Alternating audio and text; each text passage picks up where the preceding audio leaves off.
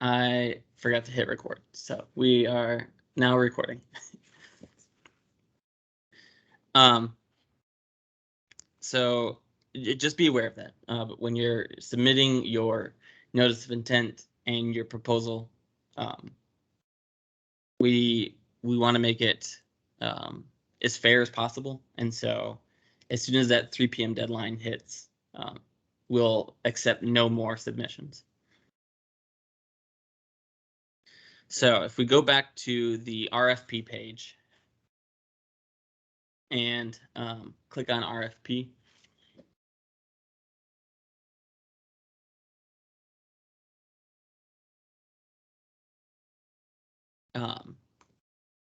you'll find the PDF there.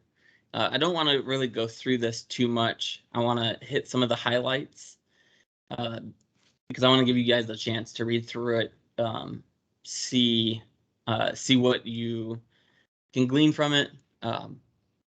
But pretty much the grant period will begin around July 1st of this year, and it will end in June of 2023. So it's only going to last for one fiscal year. But the grant awards $100,000 to one institution to host a 2-day conference. Now, it can be that proposal can be 2 or more institutions, but you just have to designate one of the institutions to be the fiscal agent. The audience of this conference will be higher education leadership, faculty, and staff. And you may also bring one military affiliated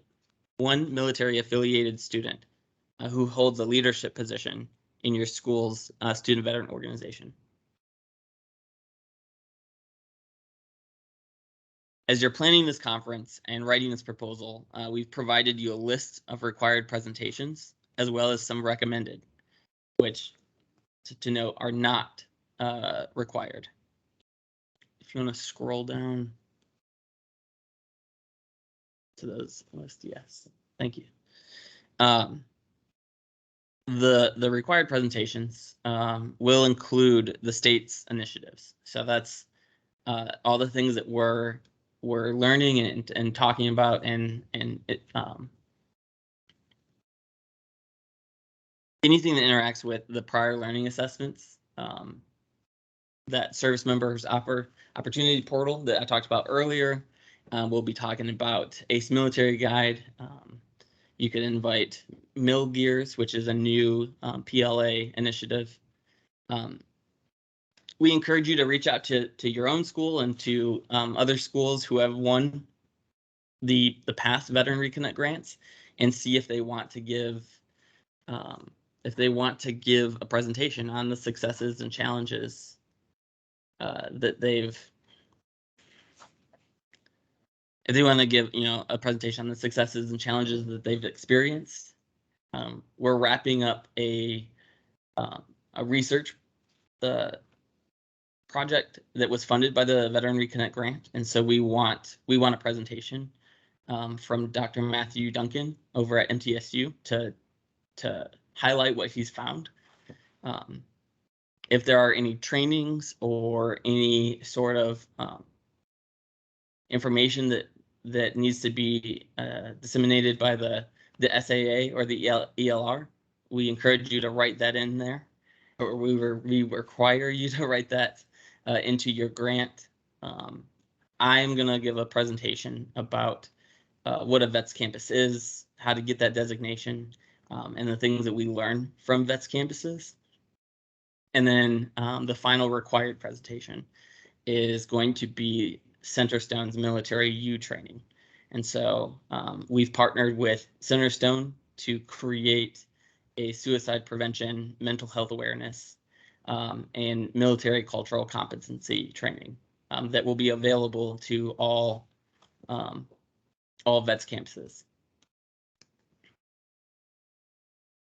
Some of the recommendations, I encourage you to look through this list of recommendations and reach out if you have any questions.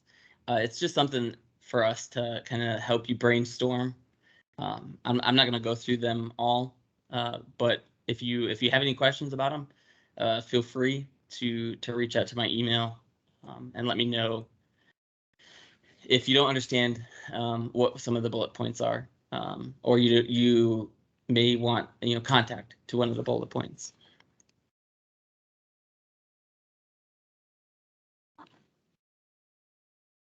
I'll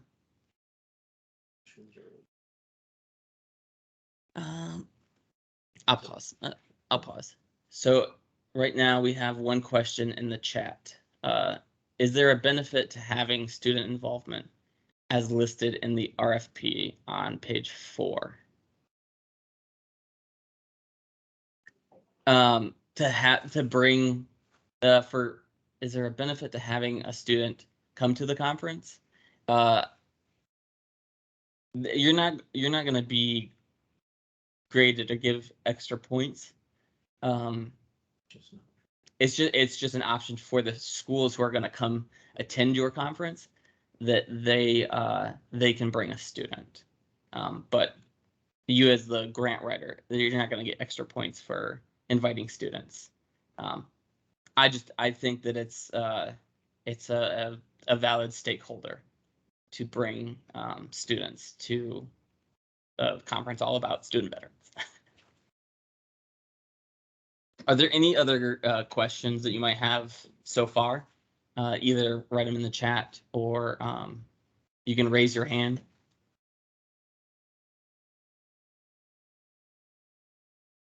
There's a, up at the top, there is a smiley face with a hand. If you click on the raise hand function, it'll alert us that you have a question.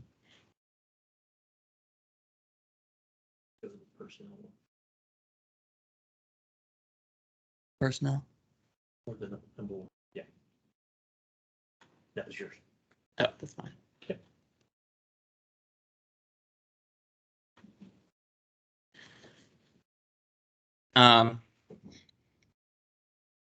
So in the RFP, we lay out the grant criteria, how to submit, the timeline you should follow, and the format that the grant should be written in.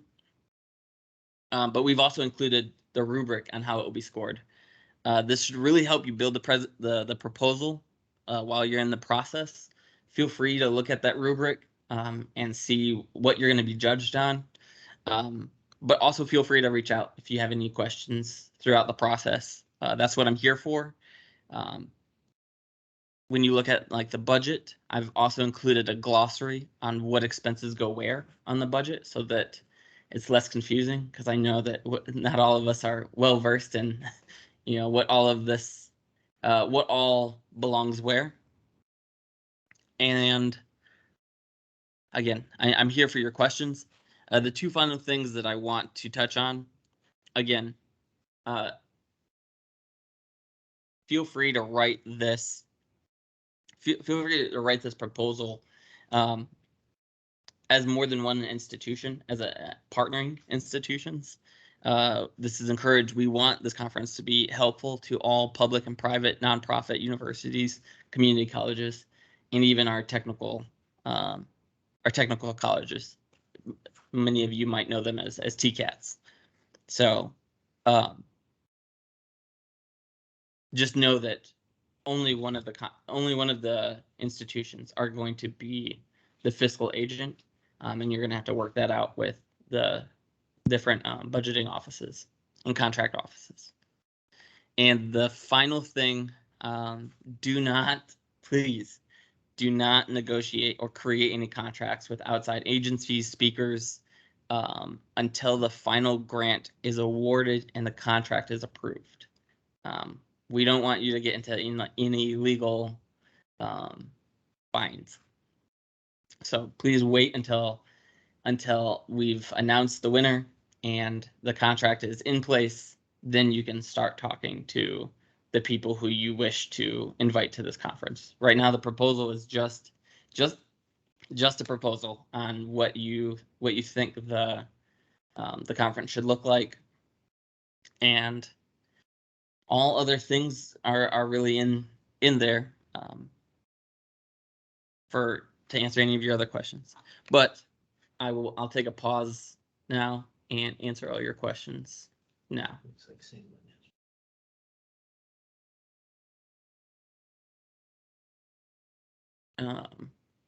So Sam from Lipscomb.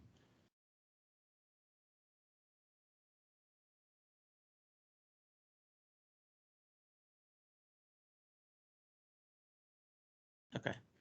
Sam's just kind of reaching out to say, if you want to talk and network, and if you need a presentation, he'd be willing to talk with you.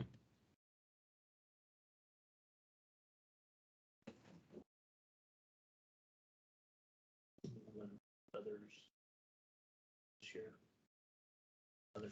Hey, sir, can I jump in here real quick? Yeah, sure. So my name's Dan Bishop. I'm first week in the job here at East Tennessee State. Really, and just to pile on to what Sam was saying, and I wish, is there an echo here that's killing everyone else? There is a slight echo.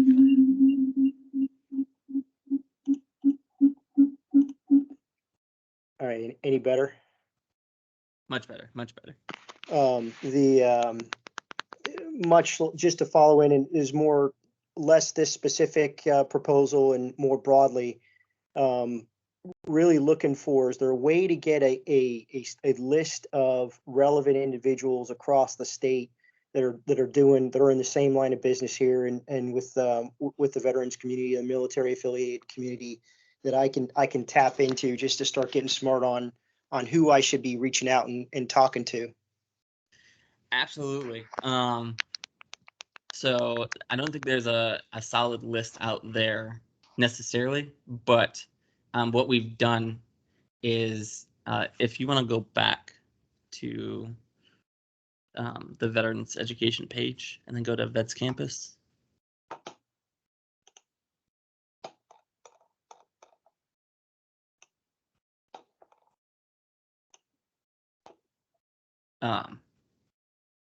So on the Vets Campus, the top one. On the last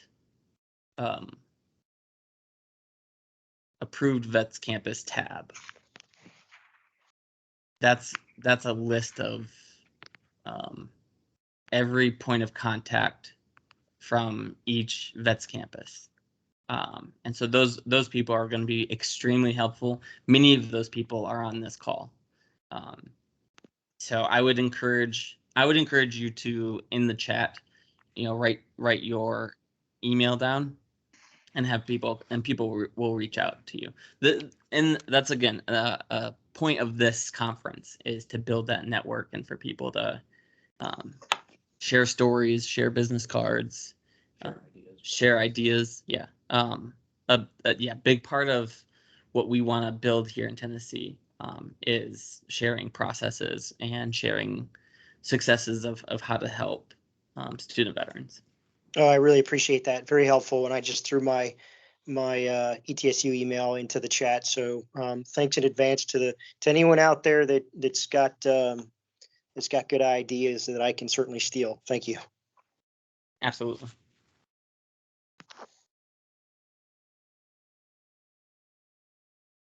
And Sam, I hope you were following along. Are there any more questions?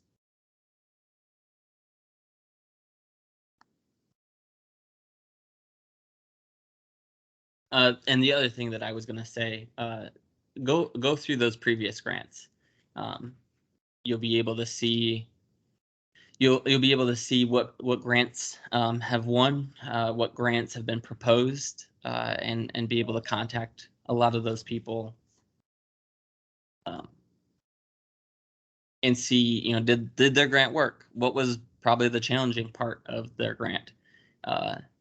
That 2019 group in there, they they didn't know it, but they had to run a Veteran Reconnect grant through a pandemic, and so they can probably tell you all of the challenges of how to run with an idea when no students are on campus.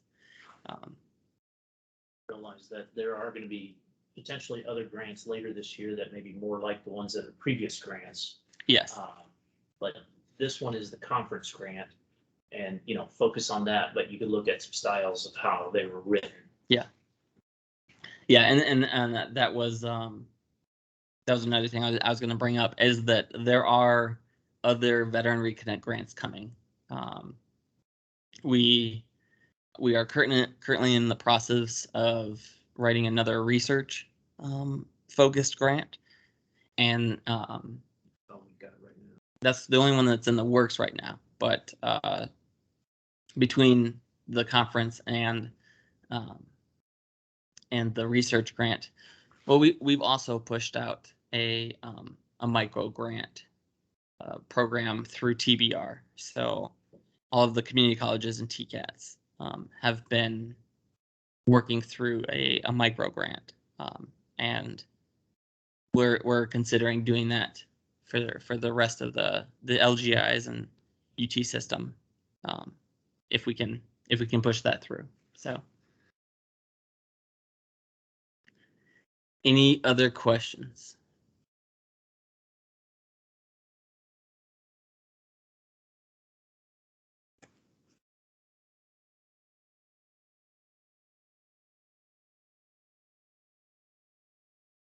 Well, if that's all you have for me, that's all I have for you. Push on that first thing. On the what? Just left of the chat.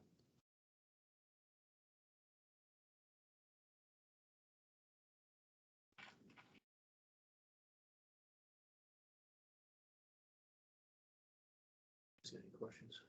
Yeah. Yeah, I'll be here. I'll stay in the chat. If you guys are good, you can go ahead and exit out. And if you want to stick around and ask another question, we'll be here for another 5 or 10 minutes. Thanks very much, Greg. Appreciate it. You're welcome.